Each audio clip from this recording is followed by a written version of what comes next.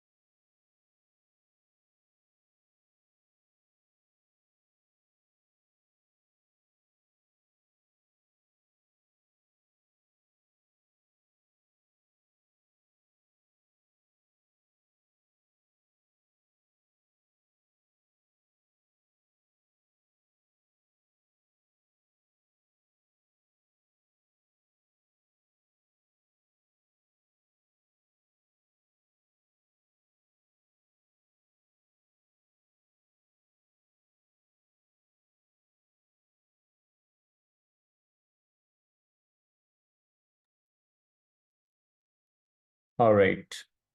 Vivek, you have chosen option C. Yes. So definition of ready is a checklist which contains a list of activities or parameters to be considered available or completed before starting any work. So with the above situation, if the DOR has been agreed on, in that case, like this particular work item could not be prioritized and could not taken into the sprint itself. That could have avoided the situation. All right. Thank you. Carlos, you have chosen option C. Yes, can you hear me? Yes, we can. Okay, thank you. Yes, see, I agree with that. So in some places I have seen them as gates. So if you don't have the gate completed, you should not go to the next step. So how complete gate is relevant to option C? You have to have all the requirements to be able to go to the next phase, and it seems like there was a missing certificate. All right. Lala, you have chosen option B. So I think actually if we conducted a risk assessment during the sprint planning meeting, that would and for against any potential unknowns that would come up during that planning meeting. So that's what I thought option B would be a better options. Agreement on a definition of ready before starting this. I don't know, even if you agreed on this is something that just came up, right? So I don't know how that would be the right answer. Um, Proactively correspond with the Ministry of Telecommunication regarding the status of that.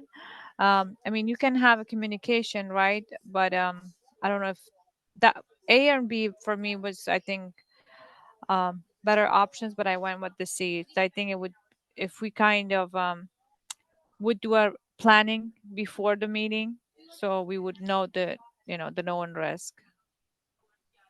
All right. Thank you. Robin, you have chosen option B. With great difficulty, I tried to eliminate a few, but in the end, with the time available, I considered that maybe the risk assessment at the start would have pointed out the no objection certificate at an early stage.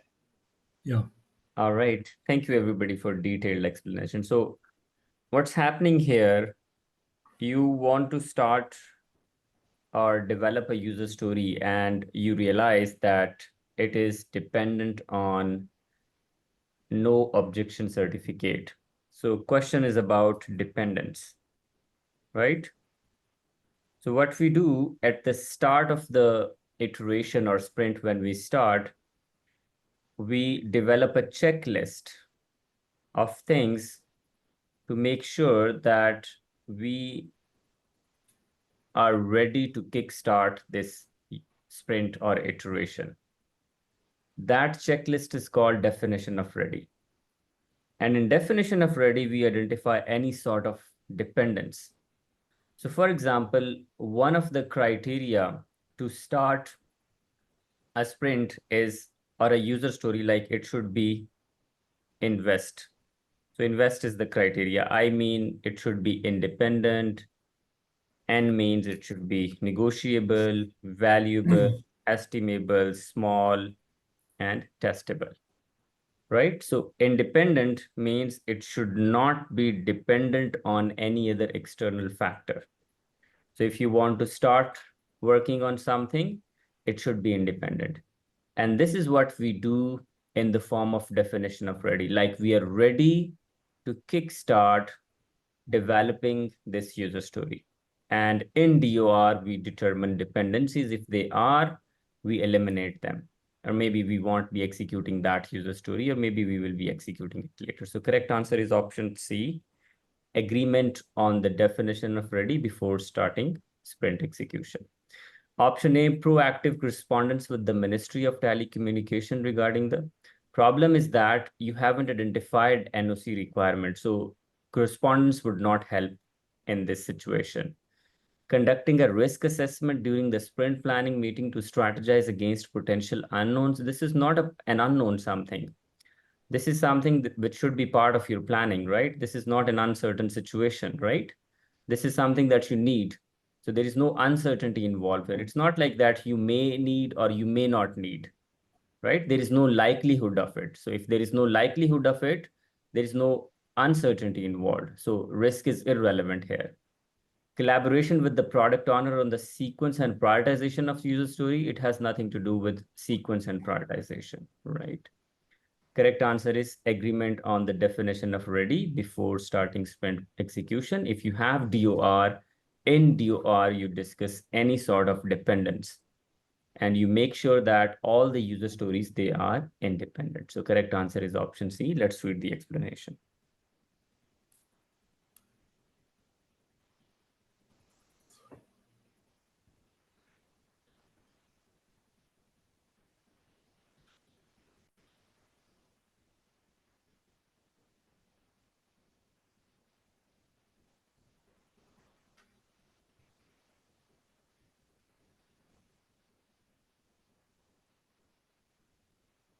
All right, next question.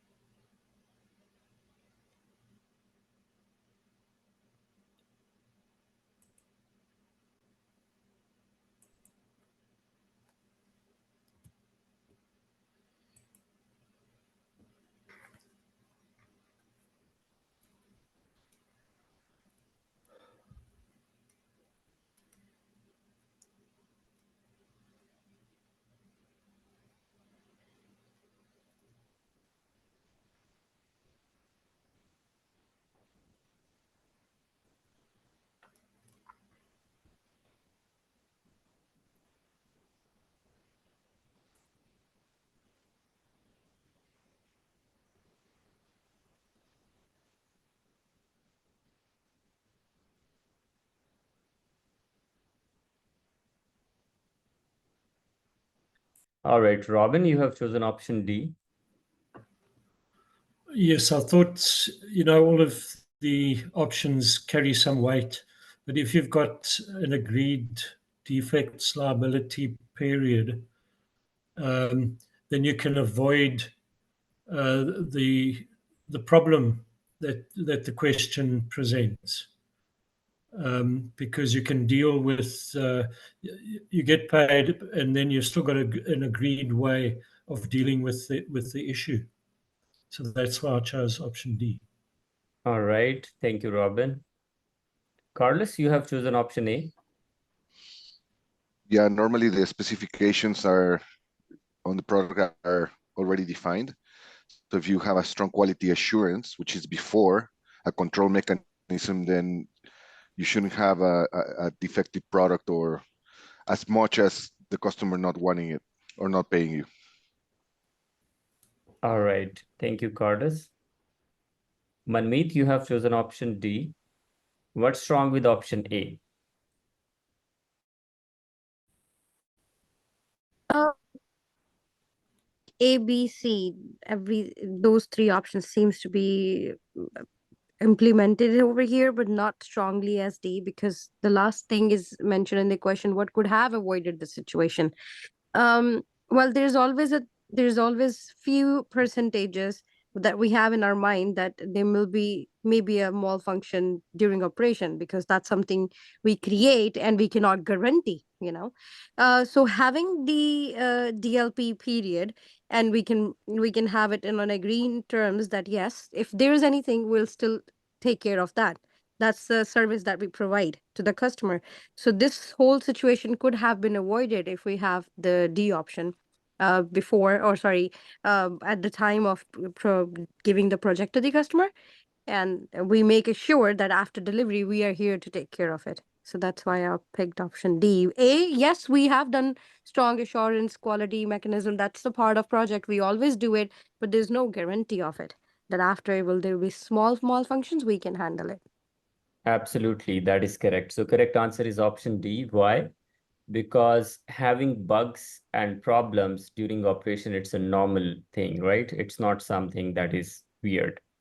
So even if you implement strong quality assurance and quality control mechanisms, still there could be some bugs, and you should have some mechanisms in place to handle those bugs. Option B, having well-defined and agreed payment terms in the contract. So the problem is not payment here.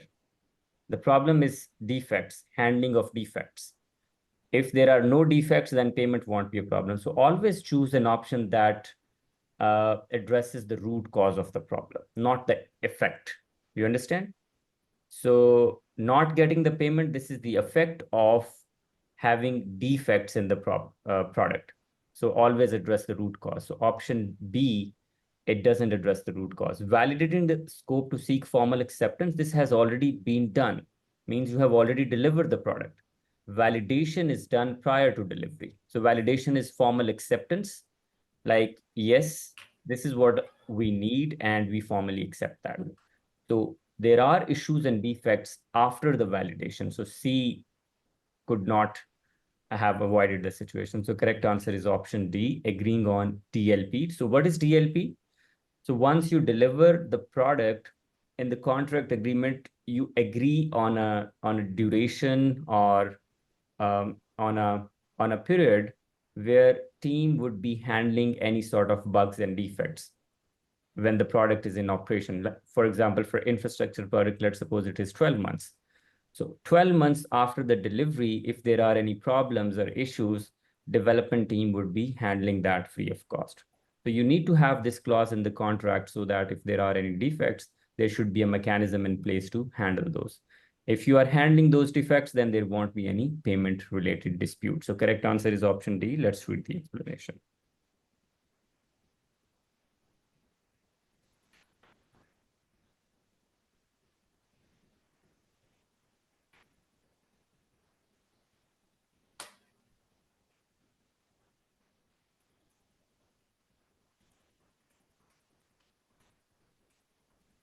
All right, next question.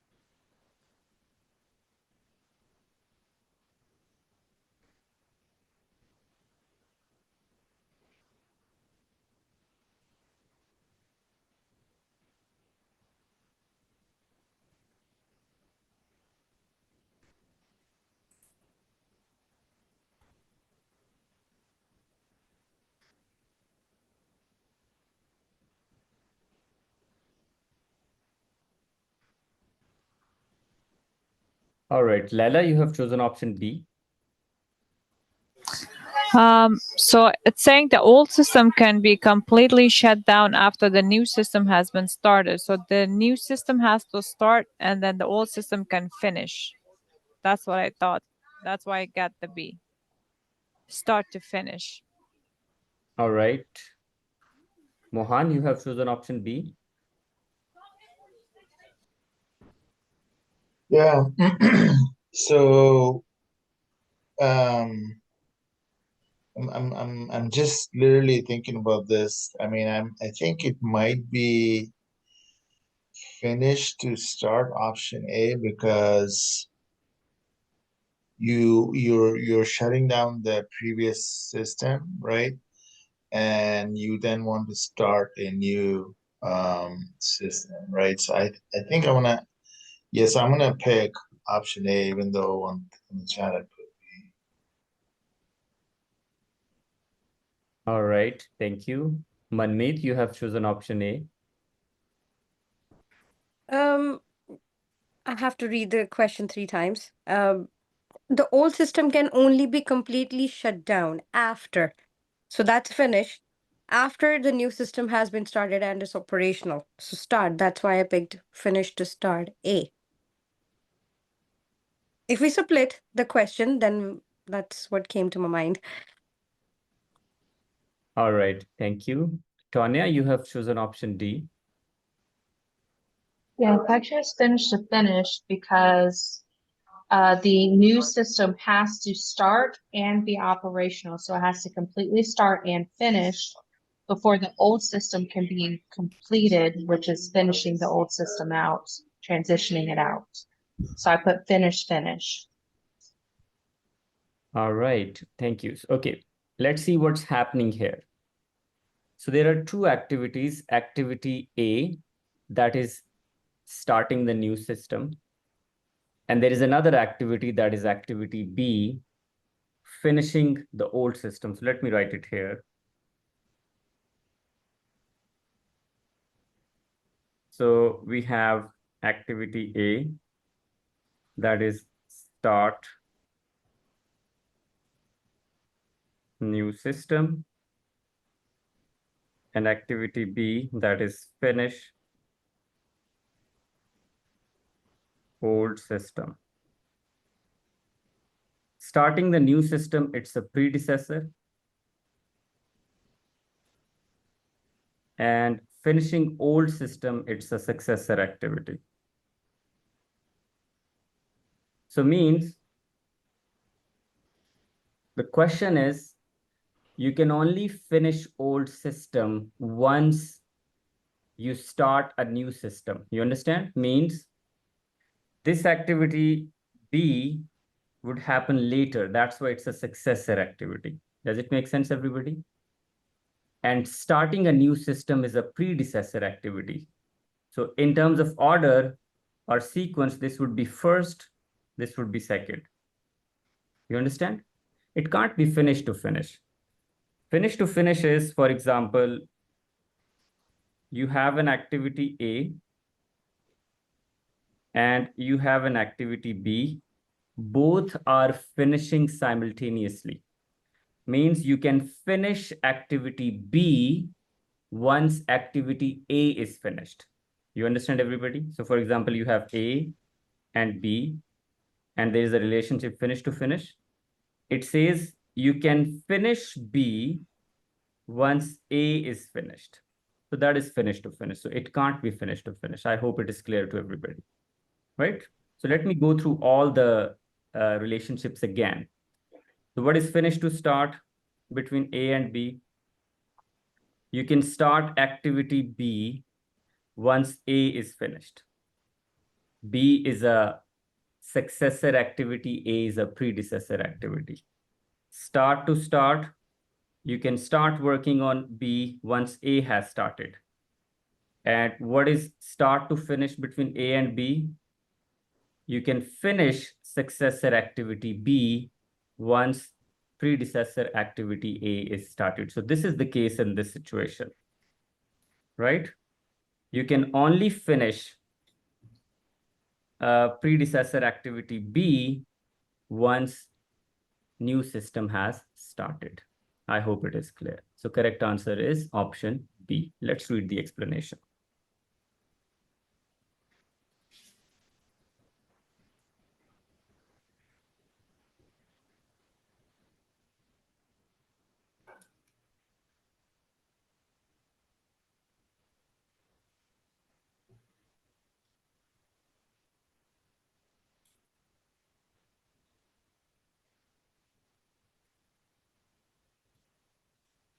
Okay, this is a very rare dependency. Normally we use finish to start to start, and finish to finish.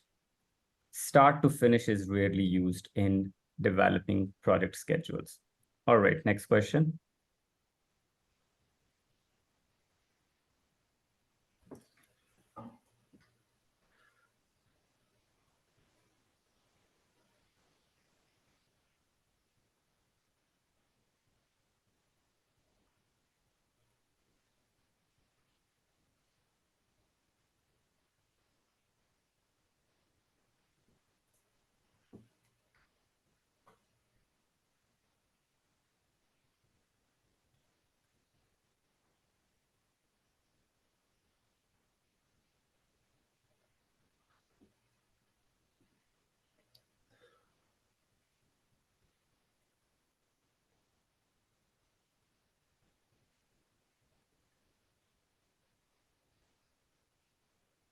All right, Mohan, you have chosen option D. Yeah, I mean, the issue here is that during the transition phase, the customer is not ready, right? To receive the product because of the space allocation or whatever, right? So, to really, I kind of eliminated all the other options, and D was essentially pointing to the one where there is that integration activities between DevOps um, and the actual project team, right? So that seems to be ignored.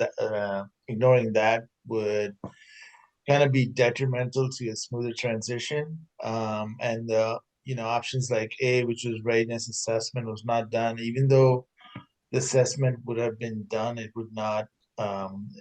That would not be the issue. I mean, the assessment could be perfectly done early on in the planning phase. Roles and responsibility, again, assuming everything here is defined, so really that should not be an issue. Lack of coordination between project team and the project sponsor. So I didn't see that to be an issue based on, I didn't see that to be an issue based on what the problem was in the question. All right, thank you for detailed explanation. Robin, you have chosen option A. I looked at it as simply as I could, and with the customer not being ready to receive the product, I thought that if there was a readiness assessment done before transitioning, then that would have sorted out the problem. So that's why I chose A. All right, thank you, Robin. Vivek, you have chosen option A. What's wrong with option D? So option D is talking about DevOps, but I don't see really any like, relation with DevOps in the question. So readiness assessment is the last activity when we actually do the activity with customer, that if they are actually ready to accept the product, and in that case, if this has been done earlier, the space issue has been highlighted, and this situation should have been avoided. That's why I selected option A. All right, so yes, correct answer is option A. Readiness assessment was not done before transitioning the product. So when you transition the product, you make sure that end user or consumer or customer or whoever is having the product, they are ready to receive the product. And in that you see if they have allocated the space, they have right people, their people are trained, and if they need any sort of assessment. So that is the last activity that we do before we transition the product. What's wrong with option D, ignoring DevOps? DevOps is not regarding resource allocation, right? Or space allocation. DevOps it's a continuous activity that we do to make sure that there should be a strong coordination between the development team and operation team so that we develop the right product. So DevOps is not for, for transitioning. DevOps is for development, right? So we make sure that we develop a piece of product, we release it, we develop again, and we need to release it again. But for that release, we need to integrate our next piece with the previous one. So there should be strong coordination and collaboration between development team and operation team. So that's an entirely different concept, right? So correct answer is option A, readiness assessment was not done before transitioning the product. Okay. So there's a question, isn't that done during planning? This is part of the planning, but this is done at the later stages of the product. Planning can be done throughout the product lifecycle, right? So it's not like that planning can only be done in first 3 months. You continuously plan, right? So before you deliver the product, you make sure that customer or recipients, they are ready to receive the product. So correct answer is option A. Let's read the explanation.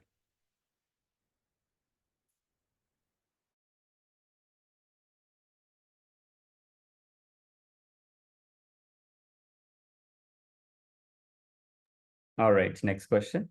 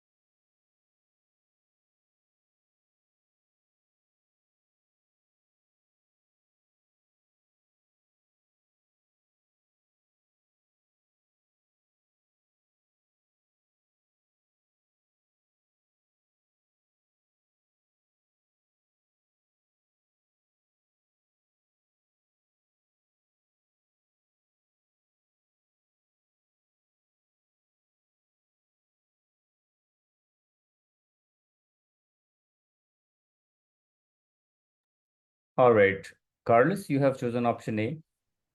Yeah, option A and option D are quite similar, but once you complete the project, you know how much it costs, you know how much you invest, and you know how much you should depreciate, and it should be an operational expense year to year, which it would be in the financial.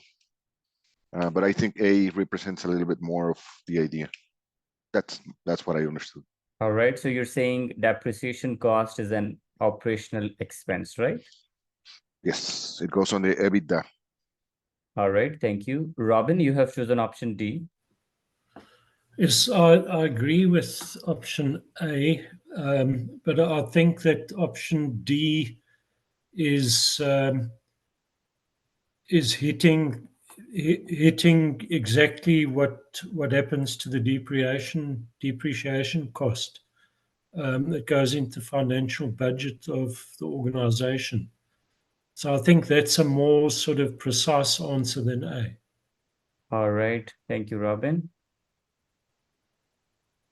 Okay, Vivek, you have chosen option C. I'm not really sure about all the three options. I tried to understand the concept, but the depreciation cost should be considered as indirect costs. That's what I understood, but not sure about what should be the correct answer. All right, thank you. So let's see what's happening here. So first we need to understand the concept of depreciation, right? So depreciation is a concept. So for example, in your project, you're using a manufacturing plant, right, of your organization. And that manufacturing plant was procured 5 years ago. So you will be using this plant for your project. And let's suppose there was a cost of $500,000. Now your project has used this plant. So there would be some cost incurred by your project, right?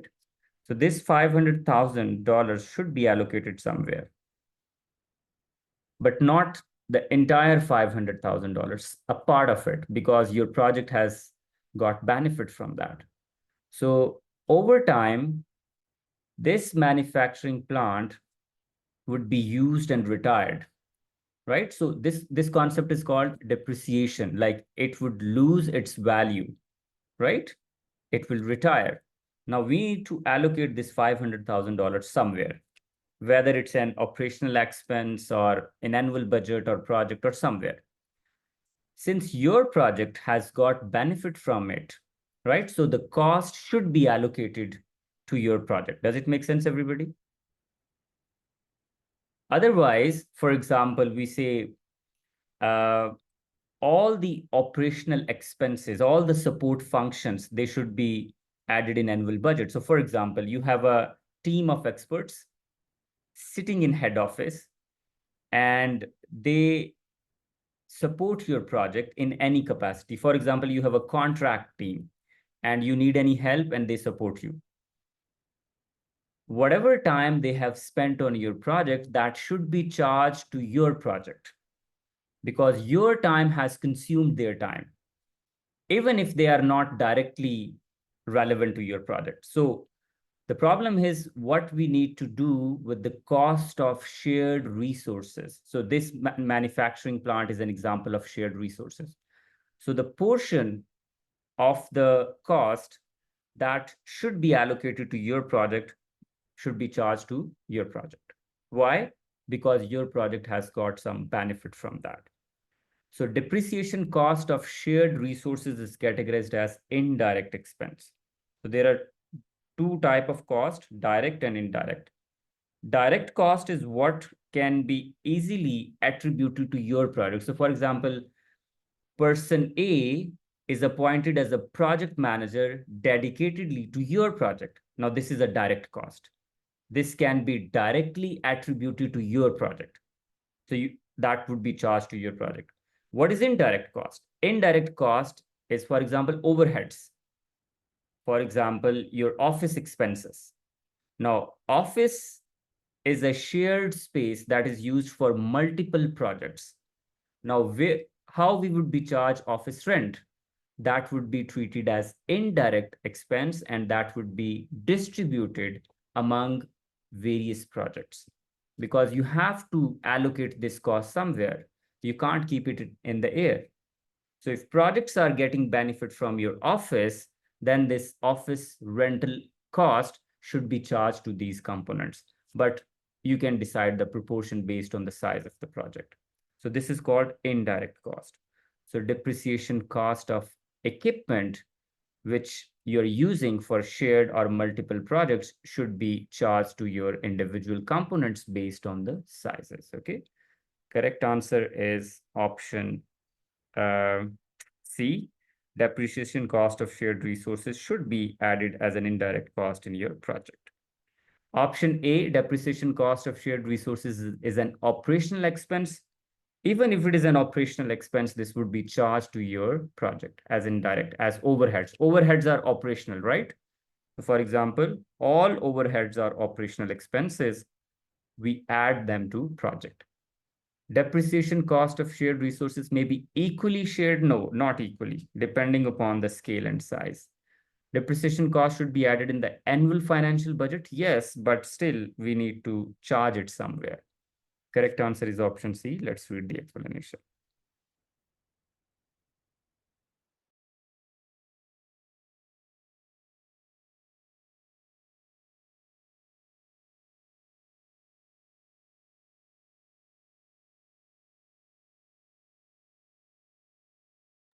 To ensure that each project shares a portion of these general expenses, right?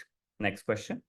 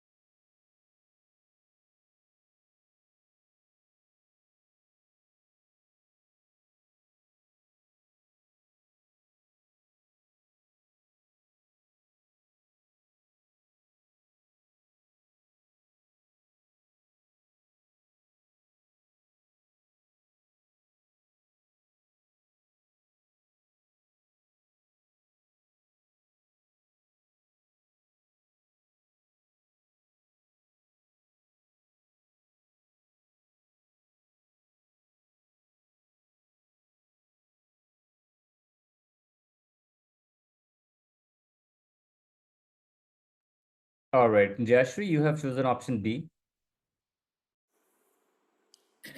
Summer, am I audible? Yes, go ahead, please. Okay. So, of all the four options, I thought disaggregating the size of user stories in line with the sprint duration, that will be more applicable than the other options are. So that's why I chose option B. All right, thank you. Robin, you have chosen option B. Yes, I looked at all the options a number of times, but in the end, I thought that maybe the size of the user stories would be were not in line with sprint durations. So that if that had been avoided, or if that had been correct, then we could have avoided this.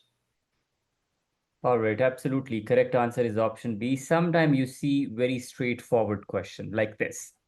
And you can, if you read the statement, it says it was revealed that this was due to the large sizes of user stories.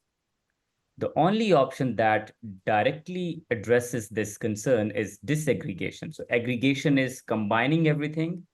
Disaggregation is decomposition, right? So we use concept of decomposition in predictive environment. So the word that we use for decomposition in Agile is called disaggregation. Means dividing large epics into features and features into user stories, right? So we have epics. Epics is collection of features. Epics are divided into multiple features, and multiple features are divided into different user stories. So a size of user story should be sufficient enough to be executed within an iteration, right? So that's why we decompose it. We divide it into smaller sizes so that we deliver a completed functionality at the end of a sprint.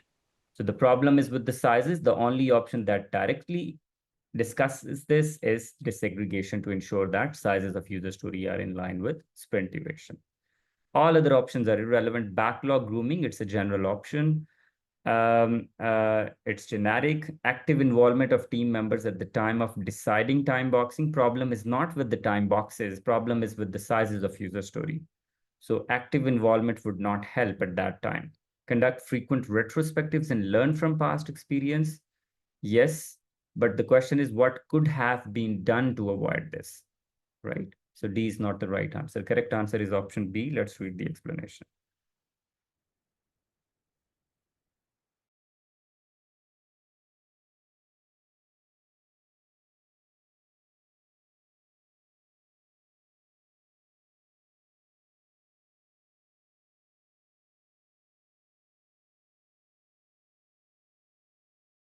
All right, next question.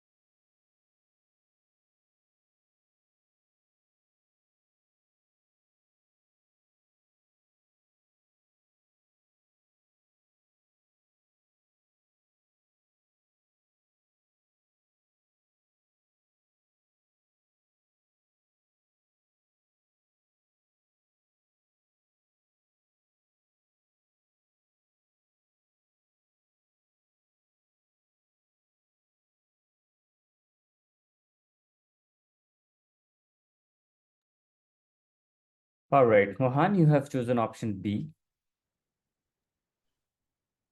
Oh, I'm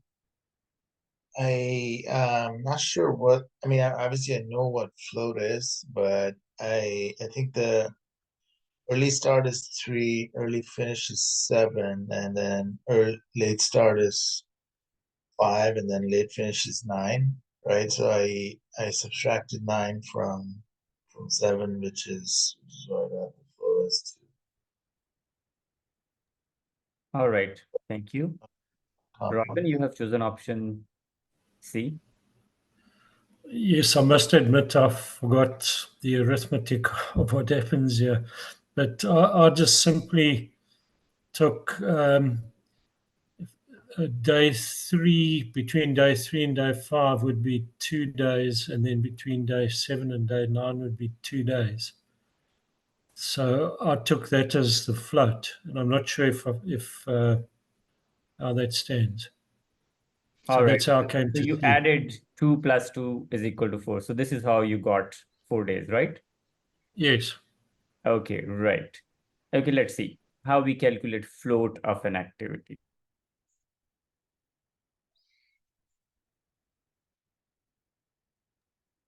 All right, so you can see this network diagram right in front of you. So I'm going to label this in detail. So if you see, if this is an activity A here, let's suppose, I'm going to label it, right? So there are 4 things that we write on this activity. First is early start. Sorry. Right? Then we have early finish. Then we have late start. Then we have late finish. So what could be the earliest possible start of this activity? It would be day 1, right? You can start working on activity A on day 1. You cannot start this activity before day 1. So the earliest possible start of this activity would be day 1. Does it make sense, everybody? So I'm writing ES for this activity as day 1. If you're not sure about it, please ask. So the earliest I can start this activity is day 1. It can't be 0, it can't be -1, it can't be -2. Means A is your first activity. You can start this activity on day 1 early morning, right? You cannot start it before that because that's the earliest start. What would be the earliest finish of an activity having duration 5 days that you start on day 1? Anyone, please? If I ask you, okay, you're going to start this activity on day 1 and activity duration is 5, when you would be able to complete this activity? What is your answer? Anyone, please?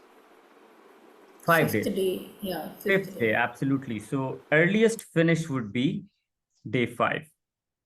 And there's a formula to calculate that. So if you have your earliest start, if you add duration, you subtract 1, you get your earliest finish. So my early start is day 1, duration is 5. If I subtract 1, I get 5. So my earliest finish is day 5. Okay, I hope you're clear. So I got, let me write it here. Early start is 1, early finish is 5. Okay. I follow the same procedure.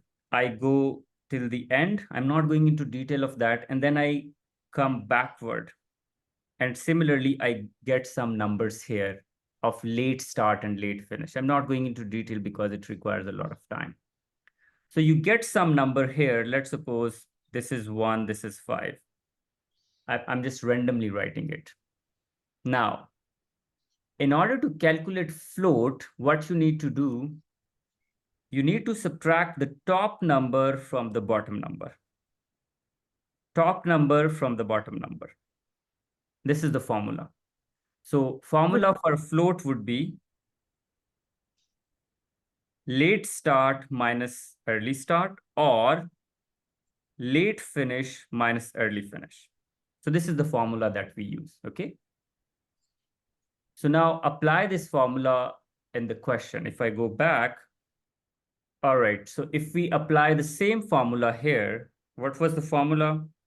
The formula was if you want to calculate float, the formula should be late start minus early start or late finish minus early finish, right?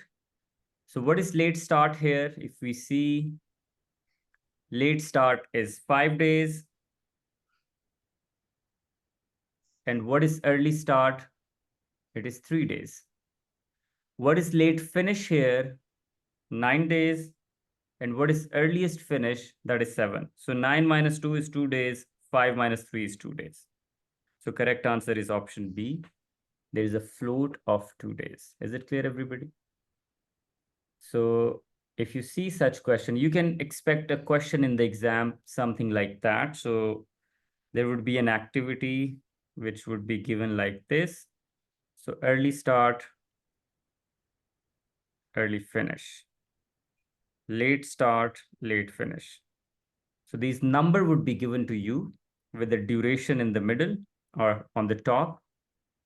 So normally we have name of activity in the middle. So let's suppose activity A and duration is here. So you will be given something like that and you need to calculate float. The easiest thing that you need to do, you need to take this and this. So late start minus earliest start, this is your float. Or you can use another formula. You can use late finish minus earliest finish. So answer of both would be same. So one of the checks that you can apply if your answer is correct, if you use either of these two formulas, the answer would be the same. If you do late start minus early start or late finish minus early finish, answer should be same. Okay, so correct answer is 2. Let's read the explanation.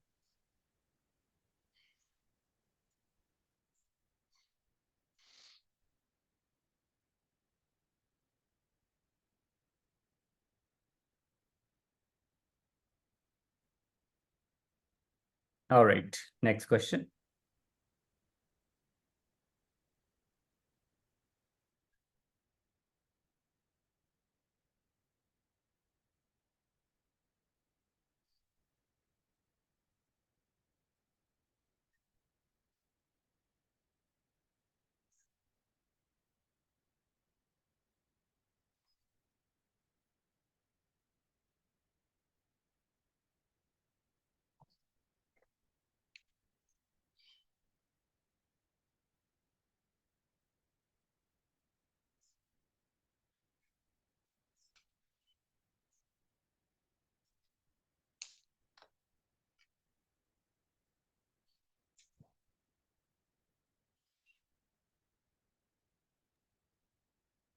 All right. Carlos, you have chosen option B. Yeah, I'm not totally sure, but I think the risk is of enhancing. If you're going to enhance, it comes with development risks to try to do it better. Okay, right. Robin, you have chosen option D. Yes, I recall reading about a void, and that if you change the strategy of what you're doing, that fits into the avoid category. So that's why I went for D. Maybe also that I didn't know enough about the other three, but D sort of stuck out to me. All right, thank you. Jashri, you have chosen option C.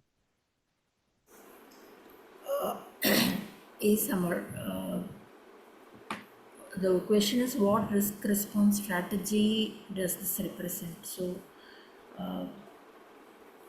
more of selecting as an option of with this question, that is risk response strategy, I thought mitigation will be the more appropriate answer from the question perspective, but I'm not too sure if exploit, enhance and avoid would also be suitable answers. I'm not sure. Avoid, I was sure, but it's not applicable, so that's why I chose option C. All right, thank you. Vivek, you have chosen option B. Yes. So if you see that there is a chance of like enhancing the existing development efforts, so this is a positive risk, and which can be like utilized to enhance the existing performance for the development team. So I was confused between like exploit or enhance, because this is a positive kind of a risk. We can exploit the opportunity as well. So, but finally decided to go with B. All right, thank you for explanation. So first we need to understand how many strategies do we have. So we have 5 strategies for negative risk and 5 strategies for positive risk. For negative risk, we have escalation. After escalation, we have transference. Then we have mitigation. Then we have avoidance. And the last one is acceptance. So these are 5 strategies for threats for negative risk. Similarly, we have strategies for positive risks. So escalation would remain same. Instead of transfer, what we do, we share the responsibility, right? So we have share. Instead of mitigation, we have enhance. For avoidance, we have exploit. And acceptance remains same. So if we see, this is a positive risk. This is an opportunity. So we can easily eliminate C and D, because C and D, mitigation and avoidance, is for threats. So this is not a threat. This is an opportunity. Potential to significantly reduce development time by adopting a new automated testing tool. So this is an opportunity for you. So if it's an opportunity, you can easily eliminate, mitigate, and avoid. Now, if it is exploit or enhance, that's a tricky question. So exploit is against avoidance. And what is avoidance? As Robin mentioned, avoidance is changing your plan to completely eliminate the risk. That is called avoidance. Complete or elimination of the sources of risk, that is called avoidance. Similarly, exploit is exactly opposite. Making sure that you are getting benefit, 100% benefit from the risk event or from the opportunity. Avoidance means making the probability closer to 0. Exploitation means making the probability and impact closer to 100. In this situation, what's happening, your team identifies a potential to significantly reduce development time by adopting a new automated testing tool. So yes, you are adopting a new testing tool, but still there is no 100% guarantee that you will be able to reduce the development time. Still, it's an uncertainty. So there is no indication in the question that says that there is a 100% guarantee that you will be able to get that benefit. So we can eliminate exploit option. So remember, exploit is when you make the probability closer to 100%, because it is exactly opposite to avoidance. And what is avoidance? Making sure that probability of a risk event to occur is closer to 0. So correct answer is enhance. We are enhancing the positive benefits here by using a new automated tool. So correct answer is option B. Let's read the explanation.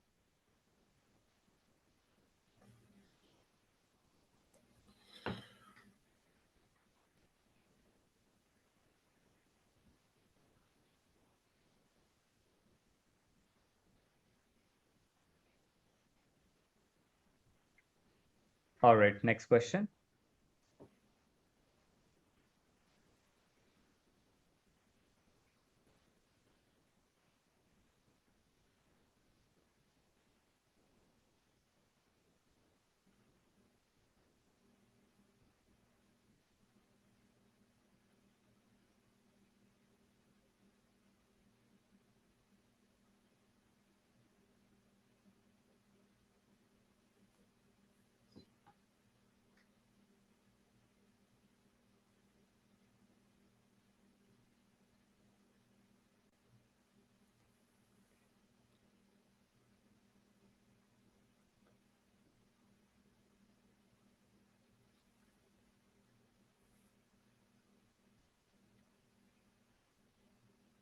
All right, Carlos, you have chosen option A.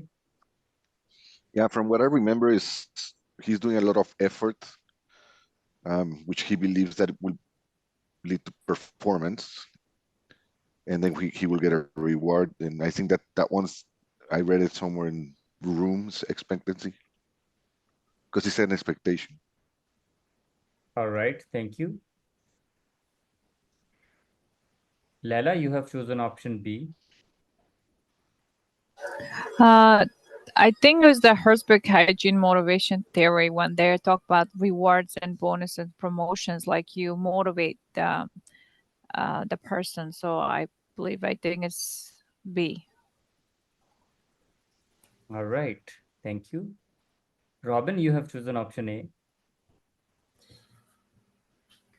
Quite honestly, I had no idea. I haven't got to these in my reading, so I just took a complete guess there.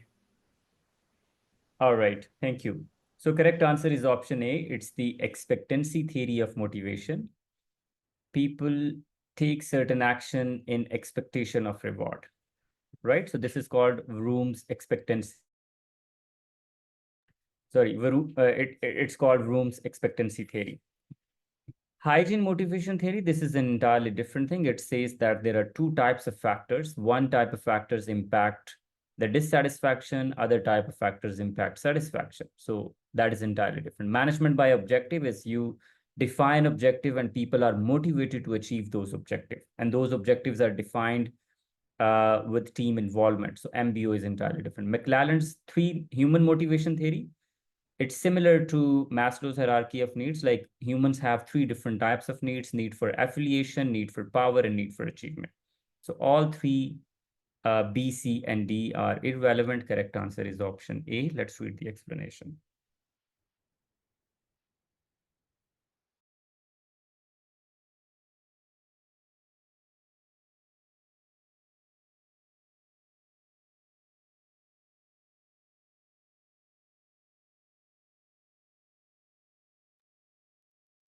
All right, so effort leads to performance, performance leads to rewards, and value placed on the rewards. Okay, next question.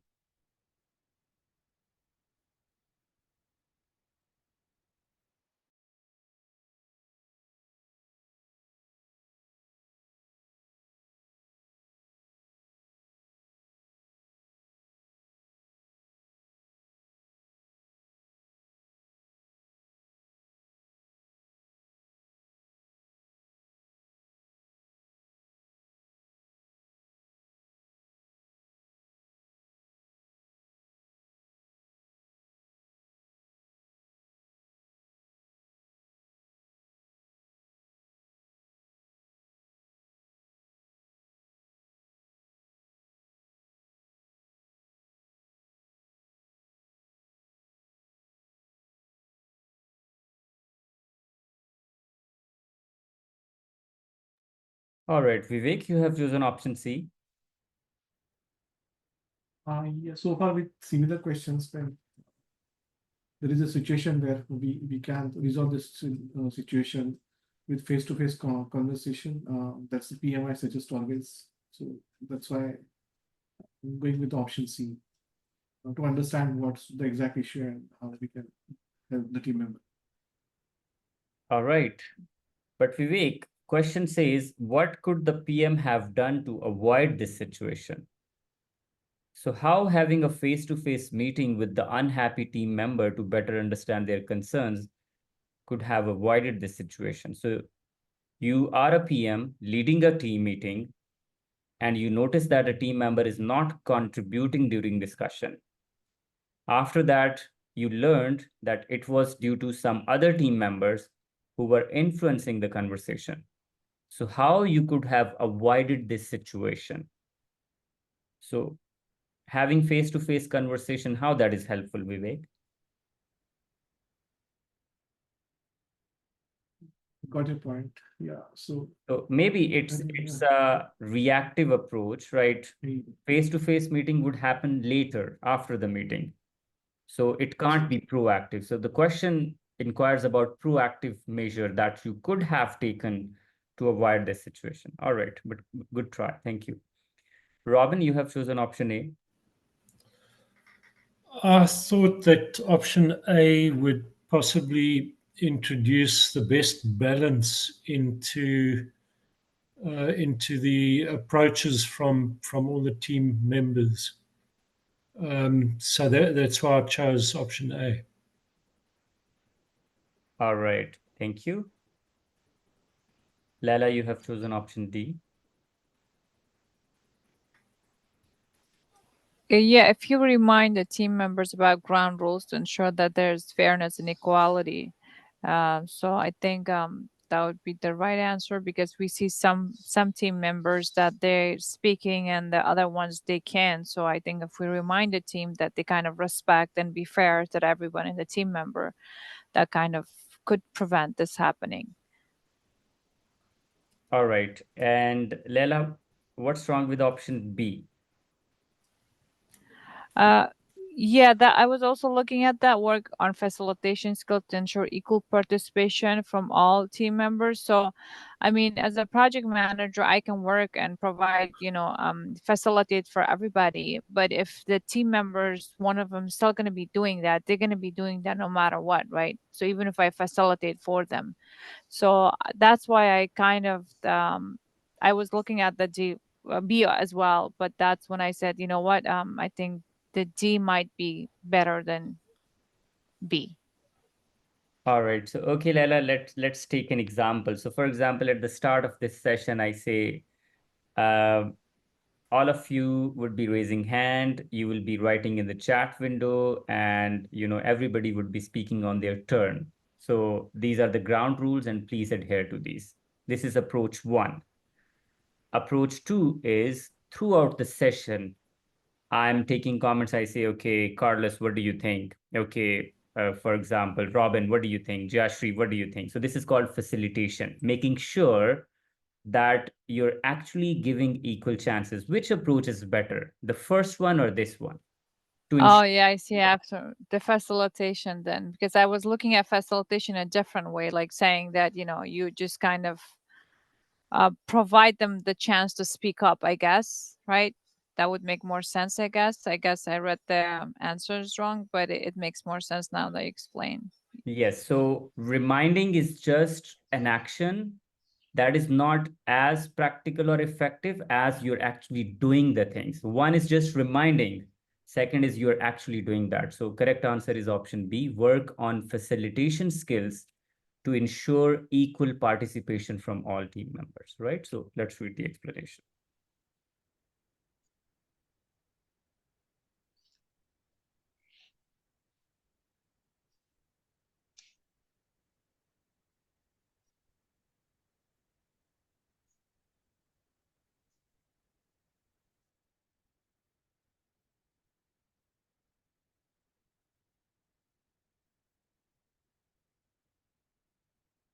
All right, everybody. So we are done with today's session. I hope you have learned a lot. So my next course is starting on 13th of July. Those who are watching on YouTube, you can contact this number for registration. Okay, just put your score in the chat window. What's your score in today's test?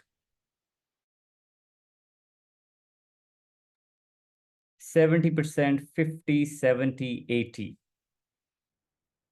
30%, okay. Anybody else? 50%, 60%. Okay, right. 40%. Anything less than 50% is problematic, because yesterday's and today's mock test is not as difficult like the previous ones, because this is a combination of tough questions, a question with moderate difficulty level, and some questions are really straightforward. So anything less than 50% is, you need to work on content again. Go back, read the content, and that's the only way you can improve your score, right? Again, it's a learning process. You need not to be disappointed. 10 questions means you're learning 10 concepts, right? So yes, stay committed and study regularly. Hope you will be able to increase your score.